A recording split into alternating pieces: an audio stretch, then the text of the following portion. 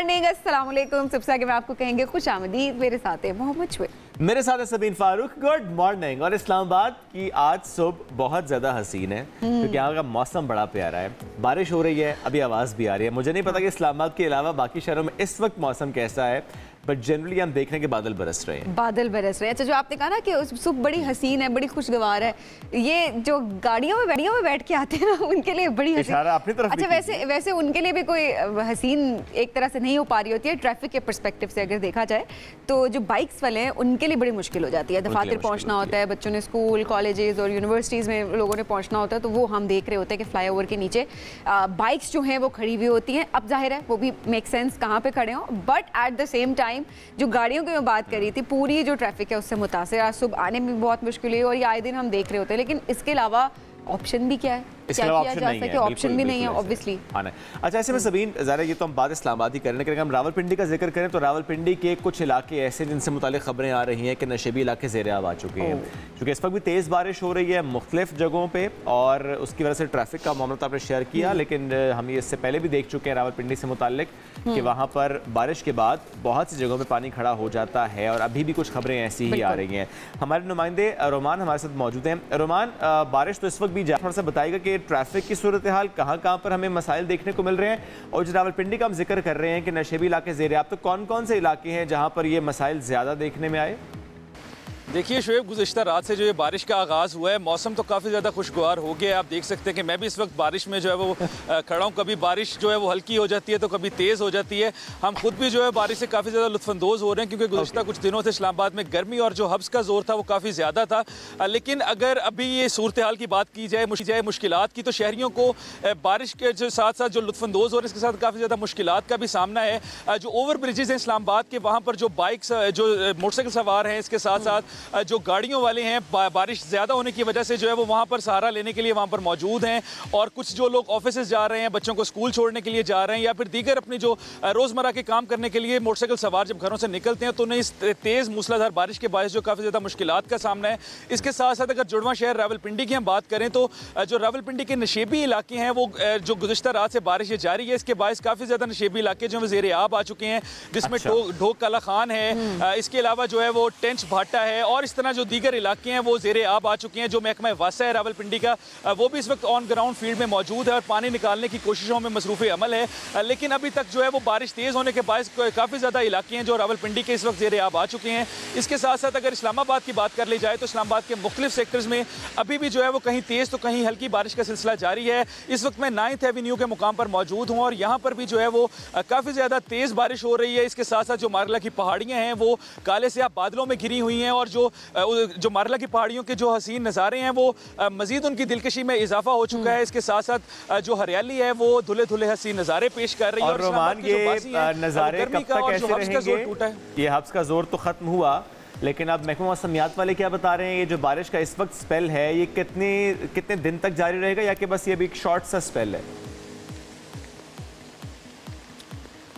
जी शुएब, महकमा मौसमियात का ये बताना है कि जो बारिशों का नया स्पेल गुज़िश्ता रात इस्लामाबाद में दाखिल हुआ है, ये आइंदा तकरीबन 6 से 7 रोज़ तक किसी तरह से जारी रहेगा। कभी तेज़ तो कभी हल्की बारिश का सिलसिला जो इस्लामाबाद में इसी तरह से चलता रहेगा। लेकिन अभी तक जो है वो आज पूरे दिन भर जो है इस्लामाबाद में बारिश का जो ये सिलसिला जो स्टार्ट हुआ है इसी तरह से जारी रहने का भी महकमा मौसमियात ने बताया है। जबकि इस्लामाबाद का जो दर्जा हरारत है वो इस वक्त काफ़ी ज़्यादा जो है वो खुशगवार है। शुक्रिया आपने हमें मौसम से मुतालिक बताया। सबीना, आप ये देखें कि 6-7 दिन तक ये मौसम ऐसा रहना है, बारिश ऐसे होनी है, और हमें पहले से मालूम है कि इतनी बारिश होनी है। वैसे तो इतना मालूम नहीं होता कि कितनी बारिश होनी है, बट एटलीस्ट एक जेनेरिक आइडिया जरूर प्रेडिक्टेड होता है, एक रफ एस्टिमेट होता है। प्लस इससे कुछ दिन पहले हम देख चुके हैं रावलपिंडी में नशेबी इलाकों का ज़ेर-ए-आब आना, राजा बाजार में नुकसान होना, ये सब हम जानते हैं। सारी दुकानें, मकानात वहां पर डूब गए। और अगर 6 दिन की बारिश इस तरह से होनी है और फिर पहले दिन की बारिश के बाद सूरत हाल ये है कि टेंच भाटा और बहुत सारे इलाके ज़ेर-ए-आब आ चुके हैं, तो इसका मतलब है कि मामला खासा ख़राब है। तो प्लान तो अब ये मुझे नहीं पता कि अब ये कैपेसिटी हमारी है कि नहीं है। ये भी सोचने वाली बात है कि हम इसको कंट्रोल कर सकते हैं, लेकिन जिस हद तक कंट्रोल कर सकते हैं उस हद तक कंट्रोल करना बहुत इंपॉर्टेंट है। अपने लेवल पे भी कर सकते हैं लोग, अपने इर्द गिर्द नदी नाले आप देखें कि किसी तरह से वहाँ पर तो कंजेशन नहीं है, तो वहाँ पर अगर हो तो आप उसको ड्रेन कर सकते हैं, इंतजामिया को बता सकते हैं। इंतजामिया खुद जाहिर है उसका भी मुतहरिक होना बहुत इंपॉर्टेंट है। चलिए आगे बढ़ते हैं जनाब, और कुछ मूड को भी चेंज करते हैं और एक बहुत अच्छी खबर है शेयर करते हैं। एक उम्मीद की किरण जो जागी है पाकिस्तानियों के लिए, एक एथलीट से हमें मिली है और वो है जी अरशद नदीम। पाकिस्तान का सर उन्होंने फख्र से बुलंद कर दिया है। पेरिस ओलंपिक्स में जेवलिन थ्रो के मुकाबले में फाइनल्स में अरशद नदीम ने क्वालिफाई कर लिया है और अरशद नदीम ने इस क्वालिफाइंग राउंड में 86.59 मीटर दूर थ्रो फेंकी है। क्वालिफाइंग राउंड में चौथे नंबर पर रहे हैं और भारत के नीरज चोपड़ा ने भी फाइनल में जगह बना ली है। दोनों वैसे एक ग्रुप में ही हैं। 89.34 मीटर की थ्रो फेंककर नंबर 1 रहे हैं और अब फाइनल होना है कल रात 11:25 पर। तो all the best to Arshad Nadeem. अच्छा, उनकी फैमिली के भी मैं गुफ्तगू सुन रहा था सबीन, कल बहुत उनकी उनकी माँ बहुत दुआ दे रही थी, उनकी फैमिली बहुत ज़्यादा खुश थी और ज़रा पूरी कौम भी इस वक्त खुश है कि उम्मीद की किरण है। शोएब देखिए, उम्मीद की किरण है ये कि इंटरनेशनल लेवल पे जाकर जहाँ पर हम बाकी एथलीट्स की बात कर रहे थे कि वो नहीं एक ख़ास हद तक आगे बढ़ सके, उसकी बहुत सारी वजूहात हैं, वो अपनी जगह पर है, but at the same time जिसने क्वालिफाई किया है उसके लिए कौम बहुत ज़्यादा खुश है और बहुत सारी दुआएँ दे रही है। अच्छा, अभी ओवरऑल अगर देखा जाए तो रैंकिंग की बात की जाए तो ओलंपिक्स के अंदर मेडल्स की दौड़ में उस दौड़ में अगर देखा जाए तो अमेरिका इस वक्त सबसे आगे है। 24 गोल्ड मेडल हासिल कर चुके हैं अमेरिकन एथलीट्स और 31 सिल्वर और 31 ब्रॉन्ज मेडल उन्होंने हासिल किए हैं। चीन की बात करें तो 22 गोल्ड, 20 सिल्वर और 16 ब्रॉन्ज मेडल हासिल कर चुके हैं, दूसरा नंबर है इनका। ऑस्ट्रेलिया 14 गोल्ड मेडल, 12 सिल्वर और 9 ब्रॉन्ज मेडल के साथ तीसरे नंबर पर है। फ्रांस, जहां पर ये मेला सजा हुआ है, उसके एथलीट्स जो हैं वो 13 और बरतानिया ने 12 गोल्ड मेडल्स हासिल किए हैं। जापान और कोरिया की बात करें तो सोने के 11 मेडल्स अपने नाम वो कर चुके हैं। तो ये एक दौड़ है जो कि जारी है और उसमें ज़रा पाकिस्तानी अगर देखें तो हम तो चाहते हैं कि एक गोल्ड एटलीस्ट हमारे पास आ जाए और उसकी उम्मीद हमें अरशद नदीम से बिल्कुल है। आगे बढ़ते हैं, कुछ और खबरें शामिल करते हैं और अब बात हम करते हैं बांग्लादेश की। वहाँ के तलबा जो सड़कों पर निकल आए उसकी बात करते हैं। और पहले हमने देखा एहतजाज किया था उन्होंने, उनका एहतजाज रंग लाया था और जो मैनेजमेंट संभालने लगे आहिस्ता आहिस्ता देखा जाए तो ट्रैफिक के मैनेजमेंट, बिल्कुल ट्रैफिक मैनेजमेंट, ट्रैफिक रवां दवा रखने के लिए वो कोशिश कर रहे हैं। और जब हम उसके मनाज़िर आपको दिखा भी रहे हैं कैसे सड़क पे ट्रैफिक को कंट्रोल कर रहे हैं। दारुल हुकूमत ढाका, जहां पर ट्रैफिक पुलिस एहलकारों की गैर मौजूदगी में तलबा बाहर आए, ट्रैफिक कंट्रोल किया, ये नई जिम्मेदारी संभाल ली और इस दौरान मुतादिद तलबा सड़कों पर ट्रैफिक रवां दवा रखने में मसरूफ़ हमें नज़र आ रहे हैं। अच्छा, जब बांग्लादेश की सिचुएशन की हम बात करें और इसमें हम देखें कि अब जो है वहाँ पर डॉक्टर यूनस उनके सरबराही में अबूरी हुकूमत तश्कील पा चुकी है और ऐवान सदर में मुशावरती इजलास में फैसला हुआ और डॉक्टर यूनस चूँकि पेरिस में थे वहाँ से वापस आ चुके हैं, जब आएंगे तो काबीना तश्कील देंगे। और हसीना वाजिद के इस्तीफ़े के बाद पार्लियामेंट जो है वो तहलील हो चुकी है। वज़ीर आज़म की काबीना के अरकान जो हैं वो भी मुल्क से फ़रार हो रहे हैं। अच्छा, कुछ ऐसे साथी हैं जो कि फ़रार होते होते गिरफ्तार भी हुए हैं, जैसे साबिक वज़ीर ख़ारजा हसन महमूद, साबिक वज़ीर इत्तलात जुनैद अहमद, ये बैरून मुल्क फ़रार हो रहे थे लेकिन एयरपोर्ट से गिरफ्तार हो गए। बिल्कुल जी, तो ज़रा इसी हवाले से बात करते हैं कि किस तरफ सिचुएशन जारी है, क्योंकि अभी भी देखा जाए तो सड़कों पर लोग निकल रहे हैं और इसी तरह से अगर बात की जाए तो जला भी रहे हैं बहुत सारी। अच्छा, इसको we should condemn this, ये स्पेशली जो no matter what the situation is, the thing is आप कभी भी इस तरह से कानून हाथ में नहीं ले सकते, स्पेशली 24 लोगों की जाने, क्योंकि एक होटल जलाया है और होटल जलाने की वजह से वहाँ पर होटल को तो नुकसान हुआ, चलें ठीक है, लेकिन उसके साथ साथ 24 लोग वो जल गए हैं इसमें। तो जाहिर सी बात है कि ये एक ऐसी सिचुएशन है जिसमें आपको लोगों की, स्पेशली अपने लोगों की, अपने अवाम की जान का ख्याल आपको ज़रूर रखना चाहिए। और इसमें ये देखें सबीन के, जब हम जलाओ घेराव की बात कर रहे हैं, मुशर्रफ मुर्तज़ा जो साबिक क्रिकेटर भी रहे हैं, चूँकि वो फिर बाद में इनकी पार्टी में आ गए थे, पार्लियामेंटेरियन भी थे, उनका घर भी जलाया गया। वो खैर वहाँ से फरार कहूँ या जो भी वहाँ से चले गए थे, क्योंकि ज़रा इस वक्त लोग फरार हो रहे हैं जो भी इस पार्टी से जिनका ताल्लुक है। इसी सिचुएशन में हम बात करेंगे, हमें ज्वाइन किया तज्ज़ियाकार आसमा वदूद साहब ने। आसमा साहब बहुत शुक्रिया आपने वक्त दिया।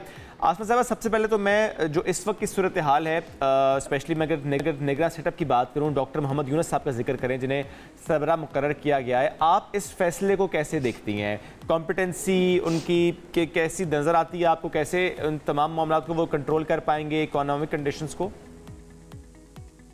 देखिए, कॉम्पिटेंसी तो उनकी एक्सेप्शनल है। आप ये इस बारे में कोई शक नहीं है कि वो एक बहुत ही इनोवेटिव माइंड है, एक बहुत ही क्रिएटिव माइंड है, out of the box thinking है उनकी। उन्होंने ऑलरेडी बांग्लादेश को बहुत सर्व किया है और एक उनका विजन है एक सप्रेस क्लास को साथ लेके चलने का। तो ये एक अच्छा डिसीजन है। जहाँ तक आपने कहा ना कि इस तरीके से इसकी पोर्टेबिलिटी क्या है, देखिए जब आपको अवाम एक चीज का इंचार्ज ले लेती है ना, और यहाँ यूथ है, तो वहां पे आपकी जो इस्टेब्लिशमेंट आर्मी या इस किस्म की जो एंटिटीज होती हैं वो खुद को अवाम के साथ अलाइन करती हैं।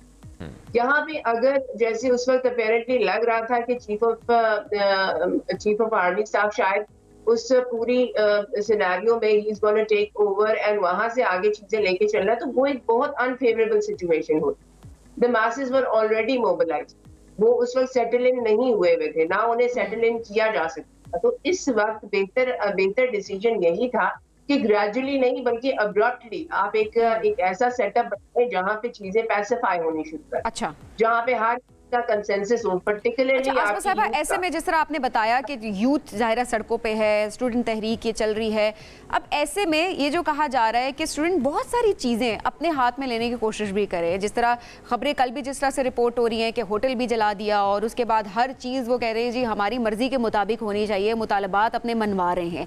ऐसे में आप फ्यूचर क्या देख रही हैं? क्या सिचुएशन बेहतर होती हुए आप देख रही हैं या नहीं? जो स्टूडेंट तहरीक की तरफ से कहा जाएगा वही चीज़ें बांग्लादेश को अब माननी पड़ेंगी। देखिए यहाँ पे हम ये डिवाइड नहीं कर सकते कि ये स्टूडेंट्स और बाकी एंटिटीज।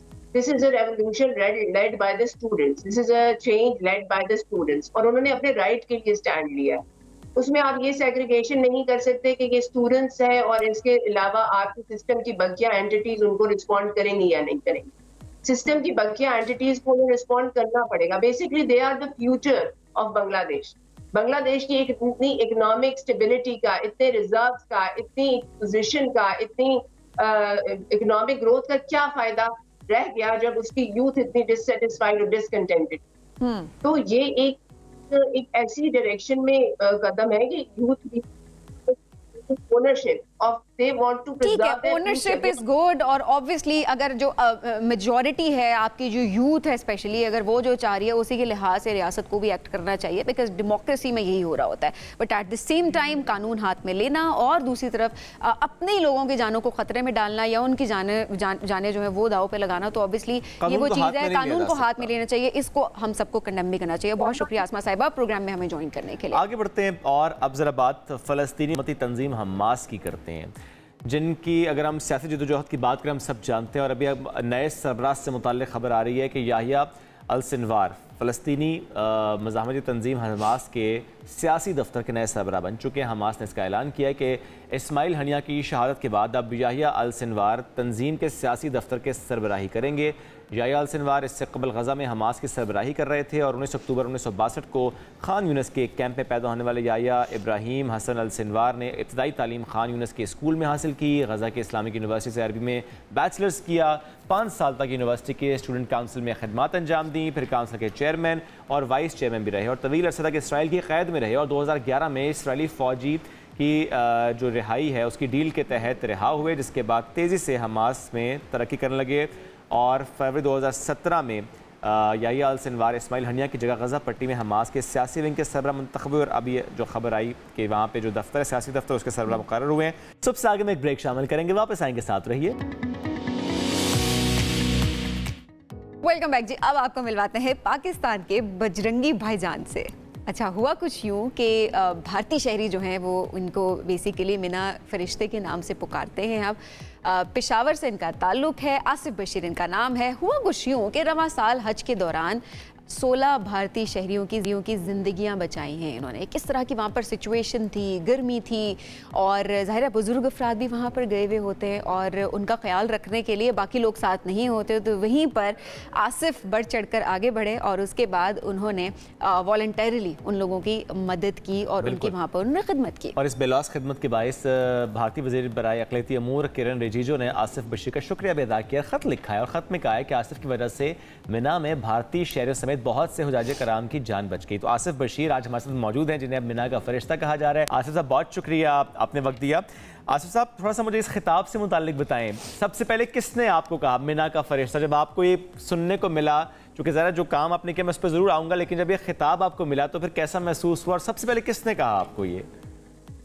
बिस्मिल्लाहिर्रहमानिर्रहीम। मैं हम न्यूज़ की टीम का बहुत बहुत शुक्रिया अदा करता हूँ कि उन्होंने मुझे मॉर्निंग शो में इनवाइट किया और अपनी स्टोरी से जो है वो, ताकि मैं यूथ को, इंडिया, पाकिस्तान और बांग्लादेश की यूथ को जो है वो इंस्पायर कर सकूँ।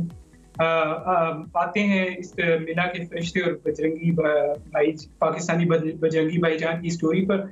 तो सर ये है कि जब आप किसी की जान बचाते हैं तो वो कहावत आपने सुनी होगी कि डूबते को तिनके का सहारा चाहिए। तो जब सर आप किसी की जान बचाते हैं तो फिर लोग खुशी से, वो लोग इतने खुश होते हैं कि वो फिर आपको गले भी लगाते हैं, वो आपके जो है वो आपको सुपरमैन भी कहेंगे, वो बजरंगी भाईजान भी कहेंगे और वो आपको मिना का फरिश्ता का खिताब भी देंगे। तो ऐसे ही हुआ था, जब मैंने लोगों की जान बचाई वो की, तो लोग जब इतने खुश थे कि कोई मुझे फिर वो सुपरमैन कह रहा था, कोई बजरंगी भाईजान कह रहा था। अच्छा, सिचुएशन क्या थी और क्या 16 लोग ही थे वहां पर जिनकी आपने मदद की? नहीं, अगर मैं उस दिन को याद करूं तो वो काफी यानी क्योटिक डे था। उस दिन गर्मी बहुत शदीद थी, ऑलमोस्ट 50 डिग्री सेंटीग्रेड था। और जब हुज्जाज जो थे वो वापस आ रहे थे, शैतान को कंकरियां मार के, तो उस दिन गर्मी बहुत ज्यादा थी। तो ज्यादातर जो हुज्जाज होते हैं, आपको पता है उनकी एज वो फिर 60 प्लस होती है, तो वो फिर अपने खेमों तक पहुंच नहीं सकती। तकरीबन 3 लाख से ज्यादा खेमे होते हैं, सबका कलर जो होता है वो वाइट होता है। तो ज्यादातर जो बूढ़े हुज्जाज होते हैं वो वापस अपने खेमों तक पहुंच नहीं सकते, तो वो फिर सड़कों पे ही वो बेहोश होना शुरू हो जाते हैं, डिहाइड्रेशन की वजह से, हीट स्ट्रोक की वजह से। तो उस दिन काफी लोग जो है वो फिर बेहोश होके, कुछ की तो डेथ हो गई थी और कुछ जो है वो हमने फिर देखा जिनको हम बचा सकते थे, जिनमें थोड़ी जान बाकी थी, उनको फिर हम जो पानी से रेस्क्यू हो सकते थे उनको हमने पानी पिलाया, जो ORS जिनको दे सकते थे उनसे रेस्क्यू हो सकते थे वो पिलाया। और जिनको मेडिकल एड की जरूरत थी, हालांकि हम खुद सिर्फ गाइडेंस के लिए, हम गवर्नमेंट ऑफ पाकिस्तान की तरफ से गाइड करने के लिए वो थे, लेकिन हमने फिर देखा कि एम्बुलेंसेस और रेस्क्यू वर्कर ऑलरेडी जो है वो औरों के साथ वो बिजी हैं, तो फिर हमने लोगों को अपने कंधों पे उठा के जो है उनको हॉस्पिटल पहुंचाया। और अच्छा, आसिफ आप मुआविन के तौर पर वहां पे थे वैसे पाकिस्तान की तरफ से? जी बिल्कुल, हम गवर्नमेंट ऑफ पाकिस्तान की तरफ से जो थे वो माविन के, और पाकिस्तानी जो स्टाफ होता है, जी ज़ाहिर पाकिस्तानी स्टाफ होता है वो गाइड भी कर रहा होता है, और नॉट जस्ट फॉर पाकिस्तानी, ज़ाहिर जितने भी हुजाज वहाँ पर होते हैं, कोई भी अगर उनसे मदद मांगे किसी से भी ज़ाहिर लोग सपोर्ट करते हैं। अब ऐसे में जब हम बात करें, जो कि ज़ाहिर मुज़दलिफ़ा के बाद जब वो एक वॉक स्टार्ट होती है और फिर ज़ाहिर बड़े शैतानों को कंकरियाँ मारना, और फिर ज़ाहिर कुछ लोग फिर तवाफ़ करने जाते हैं, कुछ अपने खैमे में आ जाते हैं, वो वाकई दिन आप सही करें बंदा एग्जॉस्ट हो जाता है। अब ऐसे में क्या इंडियन ग्रुप था एक, चूँकि हम देखते हैं ग्रुप्स की शक्ल में लोग मूव कर रहे होते हैं, और कोई ग्रुप था जिस ग्रुप के अंदर बहुत से ऐसे लोग थे जो बेहोश हो रहे थे, जिनकी हालत ख़राब हो रही थी, फिर फ़ौरन से आप लोगों ने उनको मदद फराहम की? मेरी ड्यूटी थी वो बिल्कुल इंडियन कैंप्स के पास लगी थी। इस बार इंडिया के हुज्जाज ज्यादा हैं, तो वो जब इंडिया के हुज्जाज जब वापस आ रहे थे तो ज्यादातर जो थे वो बेहोश हो रहे थे, तो इस वजह से जो है वो जो मैंने ज्यादा इंडियन हुज्जाज की ज्यादा मदद। अच्छा, और ऐसे में जिस तरह आपने खुद कहा कि पानी उनको आप ज़रा उनको पानी भी पिला रहे थे, कुछ लोग ऐसे होंगे सबीन जिसको ज़रा वो समटाइम्स वाटर स्प्रे कर रहे होते हैं, क्योंकि ज़रा इतनी हीट एग्जॉशन हो जाती है बॉडी में, जिसकी वजह से लोग कुछ बेहोश भी हो रहे होते हैं, निढाल भी हो रहे होते हैं, और उसके बाद कंधे पे लेकर जाना ऑब्वियसली वो एप्रिसिएशन, और उसके बाद एप्रिसिएशन मिलना एक बहुत बड़ी बात होती है। तो आसिफ ज़रा बताइएगा कि एप्रिसिएशन जब मिली तो कैसा महसूस हुआ उसके बाद आपको? जी बहुत, वो जब आपको उस एप्रिसिएशन की बात ही कुछ और होती है कि आपको एक ऐसे मुल्क से मिले जिसके साथ आपके ताल्लुकात इतने अच्छे नहीं हैं, तो जब वहाँ से एप्रिसिएशन मिली, जब वो हमें गले लगाते थे और हमने उनके सामने अपने मुल्क का नाम जब जो है अपने मुल्क का झंडा जब ऊपर किया, तो वो जो फीलिंग थी उसको मैं बयान तो जाहिर है वो खुशी बहुत महसूस होती है। अच्छा आसिफ, लास्ट में ये ज़रूर मैं कहूँगी कि आपने वहाँ पर सिचुएशन देखी और ऑब्वियसली वर्स्ट सिचुएशन भी आ जाती है, जिस तरह बुजुर्गों के हवाले से आपने बताया कि साथ कोई सपोर्ट के लिए नहीं होता, वो खुद ही एग्जॉस्ट हुए होते हैं और उसके बाद ऐसी सूरत हाल का उनको सामना करना पड़ रहा होता है। क्या मैसेज देंगे इस वक्त जो लोग हमें देख रहे हैं उनको, हज के हवाले से, जो हज पर जाते हैं, उम्रे पर जाते हैं, क्या मैसेज देंगे? जी, मैं ये मैसेज देना चाहूँगा कि हज जो है वो एक काफ़ी मुशक्क़त वाली इबादत है। इसके लिए तंदुरुस्ती और सेहत ज़रूरी है। तो हम जो इंडिया, पाकिस्तान, बांग्लादेश के होते हैं, वो हम उम्र के आखिरी हिस्से के लिए उन्होंने हज जो है वो तो मेरी जो है यूथ से रिक्वेस्ट है कि अपने वालिदैन को जो है वो जो है उम्र के आखिरी हिस्से में हज के लिए अगर भेजना है आपने, तो मस्ट जो है उनके साथ कोई अटेंडेंट होना चाहिए, क्योंकि जब 25 लाख का समंदर होता है तो उसमें कोई आपके वालिदैन की मदद के लिए नहीं होगा। तो बजाय हम जो अपनी शादियों पे इतना जो है वो खर्च करते हैं, फजूल खर्ची करते हैं, तो क्या ही अच्छा हो हम इंडोनेशिया, मलेशिया और टर्की की एग्जाम्पल को फॉलो करें और शादी के जो यंग होते हैं, वो यंग कपल्स जो होते हैं, वो डायरेक्ट अपनी शादी के बाद उम्रा या हज के लिए जो है वो जाया करें। ये बहुत अच्छा पैगाम आपने दिया कि यंग एज में जाएं, और चूँकि वाकई हज एक मुशक्क़त का काम है, और अगर आप जा रहे हैं वैसे तो ज़ाहिर है हर किसी की ख्वाहिश होती है, एक तो ये कि बार बार बुलावा है, दूसरा है कि आपके किसी भी उम्र के हिस्से में ज़ाहिर आप जा तो सकते हैं, लेकिन उसमें बड़ा ज़रूरी होता है कि अगर बुजुर्ग जा रहे हैं या कोई ऐसा शख्स जा रहा है जिसको कोई बीमारी है, कोई आर्जा है, तो एक यंग बंदा साथ जाए, औलाद हो, कोई और फैमिली मेंबर हो सकता है, वो ज़रूर साथ जाए उनकी सपोर्ट के लिए। बहुत इंपॉर्टेंट है। Asif, thank you once again, साथ मौजूद थे और आपने ज़ाहिर पाकिस्तान का नाम रोशन किया है इस सारी सिचुएशन में। I must say that. नाज़रीन, हम एक ब्रेक की तरफ बढ़ना है, ब्रेक से वापस आएंगे, साथ रहिए। Welcome back. बात करते हैं पाकिस्तान के सबसे बड़े मसले की, जो कि है बाहरी बिजली का बिल। एहतजाज भी हो रहा है। इस मसले से निपटने के लिए हुकूमती इक़दाम किए तो जा रहे हैं, लेकिन नजर नहीं आ रहे होते हुए, क्योंकि जरा जब तक इम्पैक्ट नहीं आएगा हम कहेंगे इक़दाम नहीं हुए। आई मीन बात तो कर रहे हैं ना, बात तो कर federation of chamber and commerce and industries ने आईपीपीएस के खिलाफ सुप्रीम कोर्ट से रुजू भी कर लिया और मौक़िफ़ अपनाया कि आईपीपीएस का फॉरेंसिक ऑडिट कराया जाए और आईपीपीएस को जो दिया गया मुनाफा है वो रिकवर किया जाए। और जो पावर सेक्टर है उसमें इस्लाहात के लिए हुकूमत ने एक टास्क फोर्स तश्कील दी है, और इस टास्क फोर्स का काम है सिफारिशात मुरतब करना। क्या टास्क फोर्स कर पाएगी, क्या ऑप्शन, आज हम इस पर भी बात करेंगे, और क्या वाकई हुकूमत के पास इस मसले का कोई हल है, हो सकता है, और सारिफीन इसमें क्या किरदार अदा कर सकते हैं, इस पर बात करेंगे। हमें प्रोग्राम में ज्वाइन किया है SDPI के energy economist doctor Khalid Waleed साहब। डॉक्टर साहब, बहुत शुक्रिया आपने वक्त दिया। डॉक्टर साहब, टास्क हुकूमत ने इस वक्त बनाई है, टास्क फोर्स क्या कर सकती है? देखें, अभी जो पाकिस्तान का मसला है इस टाइम पे बड़ा कॉम्प्लेक्स है और इसके लिए कंसिस्टेंट और लॉन्ग टर्म पॉलिसी की जो है वो ज़रूरत होगी। टास्क फोर्स एक अच्छा इनिशिएटिव है, एक्सप्लोर करना चाहिए, इम्प्लीमेंटेशन होनी चाहिए, लेकिन इसको इंस्टीट्यूशनलाइज करने की ज़रूरत है कि अगर गवर्नमेंट चेंज होती है, आपकी पॉलिसीज़ चेंज होती हैं, तो एटलीस्ट ये जो है ये कंटिन्यू रहे और ये जो एफर्ट्स हो रही हैं ये ख़त्म ना हो जाए। तो इस मद में टास्क फोर्स एक अच्छा इकदाम है, लेकिन इसको लीगलाइज और इंस्टीट्यूशनलाइज करने की ज़रूरत होगी। तीसरी चीज़ जो आपकी इसके TORs हैं, वो अगर आप देखें तो बड़े जामे हैं, बड़े कम्प्रीहेंसिव हैं, उसमें सभी चीज़ें डिस्कस हो रही हैं। आपने जो है वो सप्लाई साइड को कैसे ठीक करना है, लिक्विडिटी कैसे लेके आनी है, एनर्जी इकोनॉमिक्स को ठीक कैसे करना है, दूसरी चीज़ आपने डिमांड को कैसे इंक्रीज़ करना है, डिमांड को इंक्रीज़ करना है। और वो सिर्फ ये नहीं कि रेजिडेंशियल साइड पे डिमांड इंक्रीज़ करनी है, पाकिस्तान को इस टाइम पे इंडस्ट्रियल डिमांड को इंक्रीज़ करने की ज़रूरत है। अगर आप स्टेटिस्टिक्स को देखें तो पाकिस्तान में 50% टोटल जो कंजम्पशन है इलेक्ट्रिसिटी की वो आपके घरों से आती है, रेजिडेंशियल सेक्टर से आती है, जो कि कॉन्ट्रेरी है। अगर आप चाइना को देखें तो चाइना में 50% इंडस्ट्री से आती है, विच मीन्स कि अगर पाकिस्तान डॉलर्स दे के इलेक्ट्रिसिटी जनरेट कर रहा है तो बदले में हमें डॉलर्स ही मिलने चाहिए इंडस्ट्री की सूरत में, एक्सपोर्टिंग इंडस्ट्री की सूरत में। तो हमें इंडस्ट्रियल डिमांड को बढ़ाने की ज़रूरत है। एक और TOR ये है कि आप SEGs के साथ इसे लिंक कर रहे होंगे, इंडस्ट्रियल ग्रोथ के साथ लिंक कर रहे होंगे, जो एक्सेस कैपेसिटी है वो वाली। और जो तीसरी चीज़ है वो ये कि किस तरह से एफिशिएंट किया जा सकता है डिस्ट्रीब्यूशन साइड को, किस तरह से अर्ली रिटायर किया जा सकता है आपके जो इनएफिशिएंट पावर प्लांट्स हैं उनको। अर्ली ये क्या है? देखें, अर्ली रिटायरमेंट होता है कि किसी एक पावर प्लांट की एक एज होती है, नेचुरल एज, उसके बाद वो जो है वो इनएफिशिएंट हो जाता है, वो बिजली प्रोड्यूस नहीं कर पाता। अर्ली रिटायरमेंट ये है कि एशियन डेवलपमेंट बैंक का एक मैकेनिज़्म है एनर्जी ट्रांजिशन मैकेनिज़्म के नाम से, वो fossil fuel based power plants को, पर्टिकुलरली कोल पावर प्लांट्स को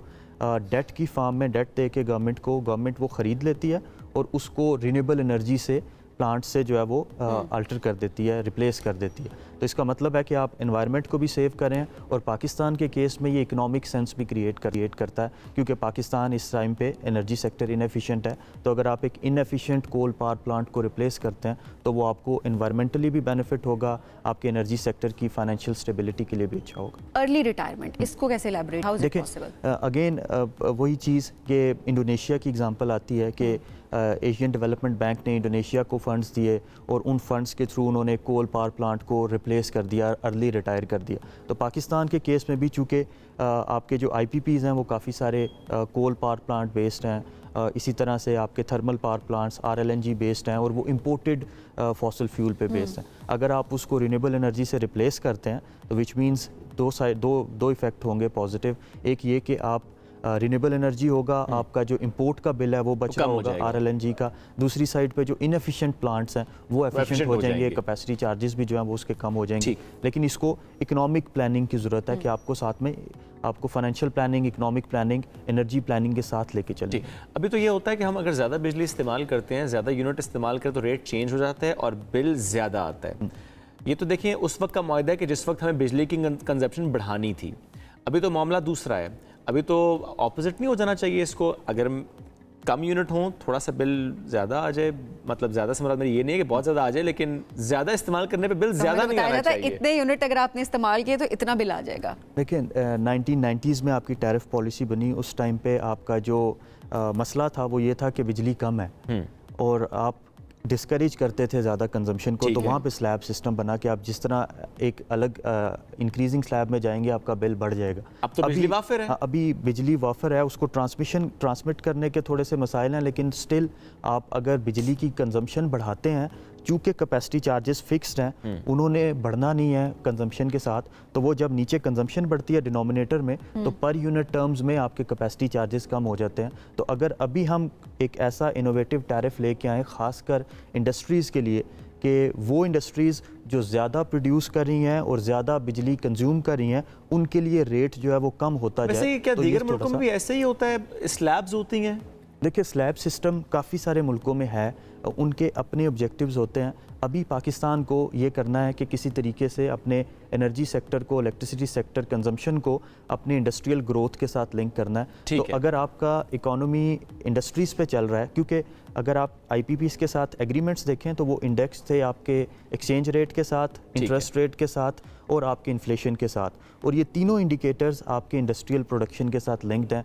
जैसे जैसे आपकी इकोनॉमिक ग्रोथ नीचे आती है, इंडस्ट्रियल प्रोडक्शन कम होती है, इंटरेस्ट रेट भी ऊपर जाता है, आपका एक्सचेंज रेट भी अनस्टेबल हो जाता है, ऊपर जाता है, और जैसे जैसे ये ऊपर जाते हैं फिर आपका बिजली का रेट जो है वो ऊपर जाता है। दो चीज़ें इसमें अगर आप ऐड कर दें, एक जो फोरेंसिक ऑडिट की बात हो रही है, क्या फोरेंसिक ऑडिट ऑफ IPPs इससे फ़ायदा होगा सारिफिन को, और दूसरा क्या हुकूमत रीनिगोशिएट कर सकती है IPPs के साथ, स्पेशली उन दोस्त ममालिक की जो लोगों के IPPs हैं, कि हम दोस्त ममालिक से बात करें कि पाकिस्तान को इस वक्त सूट नहीं कर रहा ये, लेट्स हेल्प एंड रीनिगोशिएट, और तीसरा थोड़ी इसमें ऐड भी कर लें, हुकूमत ख़रीद ले कुछ IPPs। और देखिए इसमें जो रीनिगोशिएशन है वो बड़ी ट्रिकी है। आपको एक साइड पे आपको कंज्यूमर्स को रिलीफ देना और दूसरी साइड पे आपने अपना इन्वेस्टमेंट क्लाइमेट ख़राब नहीं होने देना। वंस वो एक दफ़ा आपका ख़राब हो गया, जो दीगर शोबों में इन्वेस्टमेंट आ रही है वो भी रुक जाएगी, आपकी जो क्रेडिबिलिटी है वो ख़राब हो जाती है।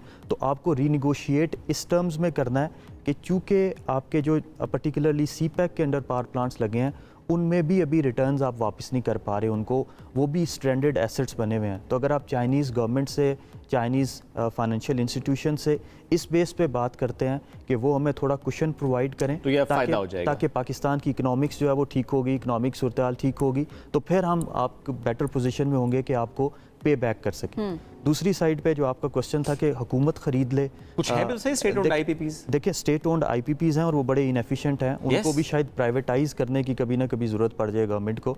हुकूमत को अपने आप को इलेक्ट्रिसिटी मार्केट से निकालना होगा, कंपटीशन लेके आना होगा, प्राइवेट एंटिटीज़ जितना आपस में कम्पीट कर रही होंगी उतने इनोवेटिव सोल्यूशंस लेके आ रही होंगी। अभी हो ये रहा है कि उनको एक गारंटीड रिटर्न मिलता है उन्हें कोई ज़रूरत नहीं है कि वो अपने सिस्टम्स को एफिशिएंट करें, इनोवेटिव करें। उन्हें पता है कि हमें रिफॉर्म्स लाने की बहुत रिफॉर्म्स लाने की बड़ी ज़रूरत है। ठीक है डॉक्टर साहब, वक्त बड़ा मुख्तसर था लेकिन बहुत शुक्रिया, बहुत अच्छे से आपने आसान अल्फाज में इलैबोरेट भी कर दिया कि किस तरह से एफिशिएंसी बढ़ी जा सकती है और किस तरह से हम बेहतर कर सकते हैं, स्पेशली टास्क फोर्स के हवाले से। लेकिन महंगाई सबीन, उसका रोना तो फिर भी है। अच्छा शुएब, वैसे एक बात बड़ी हैरानगी की है कि पाकिस्तानी जो है वो तो महंगाई का रोना रो रहे हैं, लेकिन अगर देखा जाए तो बैरून मुल्क से जो लोग आते हैं, गैर मुल्की जो हैं, वो तो ये बात कर रहे हैं कि पाकिस्तान रहने के लिए एक सस्ता तरीन मुल्क है। और कराची की अगर बात की जाए, कराची की अगर बात की जाए तो कराची के पर्सपेक्टिव से भी वो कहते हैं कि ये दुनिया का सस्ता तरीन शहर है। यस, और दुनिया के सस्ते तरीन शहरों में पाकिस्तान के मजीद और शहर भी आए हैं सबीन। अच्छा। और ज़ाहिर जब डेटा कंपनी हम की बात हम करें तो लाहौर तीसरे पर, इस्लामाबाद दुनिया के चौथे चीपेस्ट सिटी के तौर पर सामने तो फिर पता नहीं पाकिस्तानी क्यों रो रहे हैं इस वक्त। लोगों की राय शामिल करते हैं, लोग क्या राय रखते हैं इस सर्वे के बाद, इस कमेंट के बाद कि पाकिस्तान के कुछ शहर सस्ते तरीन शहर है, लोगों ने क्या कहा, आपको सुनवाते हैं।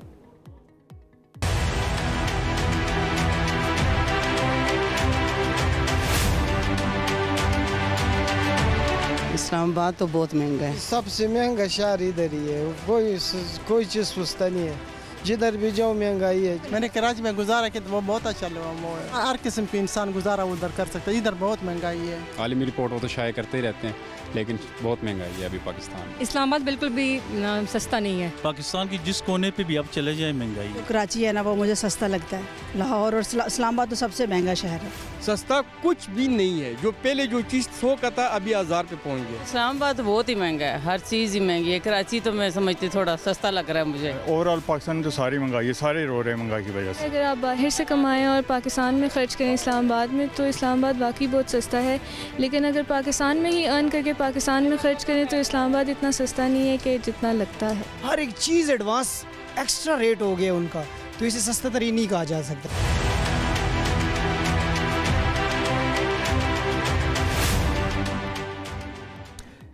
ये लोगों की राय आपने सुनी, लोग तो यही राय रखते हैं कि सस्ता नहीं है शहर, महंगाई है। अच्छा, जो सर्वे की हम बात करते हैं, रिपोर्ट की हम बात करते हैं, तो डेटा कंपनी है NMBO, जिसके मुताबिक पाकिस्तान में 3 शहर जिसमें कराची, इस्लामाबाद और लाहौर ये सस्ते तरीन शहर हैं। ये टॉप 3-4 सिटीज़ में आते हैं जो कि सस्ते तरीन शहर हैं। और इस फहरिस्त का दायरा उन्होंने जब शेयर किया तो उसमें कहा कि यहाँ के जो रेंट्स हैं, यहाँ पे जो ग्रॉसरी होती है, जो होटल का स्टे होता है, रेस्टोरेंट का खाना होता है, मकामी अफराद क़ुव्वत ख़रीद होती है, इन तमाम शोबों को मद्देनज़र रख कर एक लिस्ट मुरतब की जाती है, एक डेटा मुरतब किया जाता है, जिसके बाद शो किया जाता है अच्छा ये मुल्क के शहर जो हैं वो सस्ते हैं।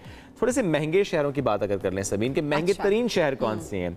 स्विट्ज़रलैंड का शहर जिनेवा दुनिया का महंगा तरीन शहर है, और जिनेवा के बाद स्विस शहर है ज़्यूरिख, ये दूसरे पे, और फिर तीसरे पे न्यूयॉर्क को रखा गया है। तो मैं ये इसलिए आपसे शेयर किए हैं, बहुत से लोग, बहुत से पाकिस्तानी जो कहते हैं यहाँ नहीं बाहर जाएंगे, US जाएंगे तो वो बहुत महंगे शहर हैं। हाँ। ये देख लें कि ये फिर भी थोड़ा सस्ता है उस रिपोर्ट के मुताबिक। कमा भी उसी तरह से, रोजगार के मौके भी उसी तरह से होंगे ना, तो स्टिल डिबेटेबल किस पे हम बात भी कर सकते हैं आगे, लेकिन अवाम के मुताबिक जो है वो पाकिस्तान महंगा है। और इस्लामाबाद की जो हमने लोगों से बात की, और इस्लामाबाद की आवाम ये बात कह रही है कि ये महंगा तरीन शहर है। ब्रेक लेंगे जी, स्टे विद अस। क्या जबरदस्त फिल्म है, लीच इसका नाम है, और उसके साथ साथ देखा जाए तो इसके अंदर वैसे एक मर्डर मिस्ट्री भी हमें नजर आई है, और उसके साथ साथ सस्पेंस भी है, मुझे साइकोपैथ नजर आया है। ओके, नजर आया ना। अच्छा, मुझे उसके अलावा भी बहुत कुछ नजर आया है। तो आई फील है एक ऐसी फिल्म है जो कि अटेंशन ग्रैब करके रखेगी ऑडियंस की, जो हम कहते हैं ना कि एक फिल्म के अंदर हमें सब कुछ चाहिए होता है, तो वो क्या सब कुछ है इसमें? ये हमारा सवाल भी है, क्या सब कुछ है या सब कुछ नहीं है। अच्छा, ये 9 अगस्त को सिनेमा घरों में नुमाइश के लिए पेश की जाएगी, लेकिन इससे पहले 2 प्रीमियर इसके हो चुके हैं। एक प्रीमियर इसका हुआ राइटर्स गिल्ड में लॉस एंजलिस में लास्ट मंथ हुआ था, और ये 8 साल बाद किसी पाकिस्तानी फिल्म का वहां पर प्रीमियर हुआ है। इसके अलावा ह्यूस्टन में इनका प्रीमियर हो चुका है, फिर अब कराची में होना है, एंड देन दुबई में होना है। और आज कास्ट हमारे साथ मौजूद है। ज़रा वहाँ के कैरेक्टर थोड़े ऐसे हैं कि जो कि देख के आप थोड़ा डर जाते हैं, तो ऐसा नहीं है। आम जिंदगी में नॉर्मल लोग हैं, अच्छे लोग हैं, ठीक लोग, मुनासिब। लेकिन थोड़ा सा मूवी की अगर हम बात करें, माहौलियात का तहफ़्फ़ुज़, उसके पैगाम की अगर हम बात करें, एक ह्यूमन नेचर की डार्क साइड इसमें हमें नजर आती है। और गैर कानूनी ये जो रेजिडेंशियल सोसाइटीज होती है ना, ये इनको भी जरा हाईलाइट किया। टाइमिंग बड़ी इंपॉर्टेंट है ऐसे मूवी की। सोशल इश्यूज बेसिकली उनको हाईलाइट किया गया और उसके अलावा ओवरऑल जिस तरह मैंने कहा था कि एक फिल्म के अंदर अटेंशन ग्रैब करने के लिए जो सस्पेंस आपको चाहिए होता है वो भी इस फिल्म के अंदर है और एक आध गाना भी है। तो एक आध गाना ओके, कास्ट की तरफ आ जाते हैं। हमारे साथ मौजूद रोल जो अदा करें नवीद रजा। अस्सलाम वालेकुम, good morning ji. Good morning, how are you? I am good, आप सुनाएं? मैं बिल्कुल ठीक, आप बताइए? ग्रेट अल्हम्दुलिल्लाह। और उनके साथ है महसम रजा। अस्सलाम वालेकुम जी, कैसे हैं आप? ठीक है, ठीक हूँ। हमसे कोई गलती कोताही कोई हुई हो? नहीं, ये जिस साइकोपैथ की बात कर रहे थे वो ये है। ये अभी कुछ नहीं बोलेगा, अभी कुछ नहीं बोलेगा, जो बात समझ नहीं आएगी फिर रेकी करेगा और फिर हील का माफ करेगा। ठीक है। और साथ मौजूद है फहीमा अवान। अस्सलाम वालेकुम जी, गुड मॉर्निंग। अस्सलाम वालेकुम, गुड मॉर्निंग। कैसी हैं आप? बिल्कुल ठीक ठाक। आप जिस सोफे पे विराजमान है, कोई डर, कोई खौफ, कोई परेशानी? बिल्कुल भी नहीं है। इतना अच्छा इस्लामाबाद का मौसम हो रहा है, मैं तो ग्रीन हो गई हूँ। वाओ, हर जगह दरख्त और बारिश हो रही है। आई लव इस्लामाबाद, क्या बात है। That's great ji, that's great. अभी तक जो प्रीमियर हुए हैं, रिस्पांस कैसा आया? बहुत अच्छा, बहुत अच्छा। जो हमने राइटर्स गिल्ड ऑफ अमेरिका में किया हॉलीवुड में, तो वहाँ पे हमारे पास हॉलीवुड से टेक्नीशियंस, एक्टर्स और हमारे पास डिफरेंट नेशनलिटी के आर्टिस्ट वहाँ मौजूद थे। तो जब उन्होंने इस पूरी फिल्म को देखा, it's a proper commercial film जिसमें हमने थोड़ा सा टैग लाइन किया है with this environmental issues and illegal housing society. तो उन्होंने बहुत अप्रिशिएट किया। जब हमने फर्स्ट प्रीमियर ही ऑल इन चले गए बाहर के लोगों के लिए। हमने कहा यार ये कोई पंगा ना ले लिया हमने कि यार हम बाहर ला जाके लोगों को दिखा रहे हैं, और हॉलीवुड ही चले गए सीधा। तो उन्होंने कहा, हमें लगा कि यार कहीं गड़बड़ ना हो जाए। अब फिल्म शुरू हुई तो दिल तो मुंह में आया हुआ था, लेकिन जब ख़त्म हुई और जो हमें अप्रिसिएशन मिली उन लोगों की तरफ से वो बड़ी अनबिलीवेबल थी। उन्होंने कहा पाकिस्तान का सिनेमा, एक तो हम भूल गए थे कि यहाँ कुछ आता भी है, बड़े ज़माने से हमने कुछ नहीं देखा था, और जब आया है तो हमने इतना एंजॉय किया है इस सब्जेक्ट को, ओवरऑल पैकेजिंग को, क्योंकि इसमें आपको फाइटिंग बहुत अच्छे सीक्वेंसेस मिलेंगे, रोमांस मिलेगा, ड्रामा मिलेगा, डायलॉग्स मिलेंगे, बड़े ज़माने बाद फिल्म में फ़लसफ़े सुनने को मिलेंगे। तो तनवीर अहमद साहब ने की लिखत है, उन्होंने बहुत अच्छी फिल्म लिखी है। मतलब होता है ना, जब फिल्म आप सिनेमा से निकलते हैं तो कहीं कुछ डायलॉग्स इम्पैक्ट छोड़ देते हैं, तो वो आपको इस फिल्म में लेकिन नवीद, हमारी ऑडियंस फ़लसफ़े सुनने वाली है, क्योंकि आप जब सिनेमा जाते हैं तो आप ये सोच के जाते हैं अच्छा आप एंटरटेनमेंट। अच्छा, फ़लसफ़े उर्दू में सुनने में बहुत गाढ़ा और ऐसा लगता है बोरिंग फ़लसफ़े, लेकिन एग्जैक्टली ये है कि डायलॉग्स ऐसे हैं कि जो फ़लसफ़ाना है कि मतलब वो फ्लो में एंजॉय करेंगे, कॉन्टेक्स्ट है वो आप एंजॉय करेंगे। तो प्रॉपर कमर्शियल फिल्म, ठीक है। मतलब इसमें पूरा एंटरटेनमेंट का तड़का है, साथ में हमने एक मैसेज भी इसमें दिया है। कुछ ऐसा नहीं है कि हमने कोई पैरेलल सिनेमा है या फिर कोई सोशल मैसेज पे फिल्म बनाई है, वो खिदमत कर रहे हैं दूसरे लोग, हमने फिल्म बनाई है। महसम, नाम जितना मुश्किल है कैरेक्टर भी उतना ही मुश्किल था। जिंदगी में जिंदगी में मेरी उतनी मुश्किल हो अच्छा, इतने कॉम्प्लिकेटेड क्यों है? ये नाम का असर है शख्सियत के ऊपर? ओवरऑल पूरा ये डैडी से पूछना पड़ेगा, मम्मा से पूछना पड़ेगा, बनाया उन्होंने ऐसा ही, मैन्युफैक्चर जैसा कैरेक्टर ढूंढ लिया सही उन्होंने। हाँ, हमने हीरा निकाल के बिल्कुल एग्जैक्टली वहीं बिठा दिया ले जाके। उन्होंने कहा इस पे सूट करेगा। थोड़ा सा बताएं अपने कैरेक्टर के बारे में। बहुत ही डार्क कैरेक्टर है ये actually. He is been through a lot of trauma. इसका टीनेज में दिखाया है कि किस तरह से ये सिस्टम में जब था, इसके dad is a very Sharif guy, and ये किस तरह से ट्रॉमा देखकर एंड सिस्टम जिस तरह से गरीबों का खून लीच बन के चूस रहा है, वो किस तरह से डार्क होना शुरू होता है और उसकी जर्नी शुरू होती है, and it goes all the way till he is in his 40s। And वो अब साइकोपैथ है, वो डिफरेंट है, अपने इमोशंस शेयर नहीं करता, एकदम डेथ स्टेयर के साथ लोगों को देखता है, बट अंदरूनी अकेले में बहुत ही इमोशनल बंदा है। He is been through so much, he is so dark.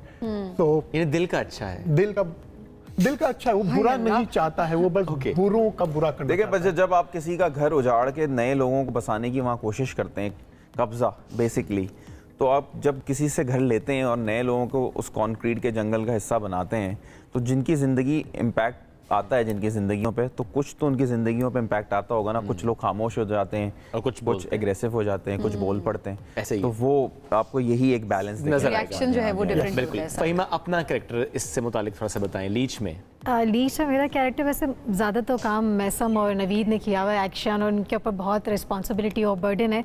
मेरा तो काम बहुत आसान है, जो एक सारी घर की ख़वातीन का काम होता है। टाइम क्यों नहीं दिया, टाइम मुझे दे, मेरी सुने, मेरी बात सुने, तो ये इट्स लाइक दैट। लेकिन बट इम्पैक्टफुल है, लोगों को मज़ा आएगा, और कोशिश की है कि अच्छा लोगों को एंटरटेन करूं जितना मुझे मौका मिला। अच्छा और शूटिंग का भी बताएं, कहाँ पर इसको शूट किया गया है, लोकेशंस कौन कौन सी थी?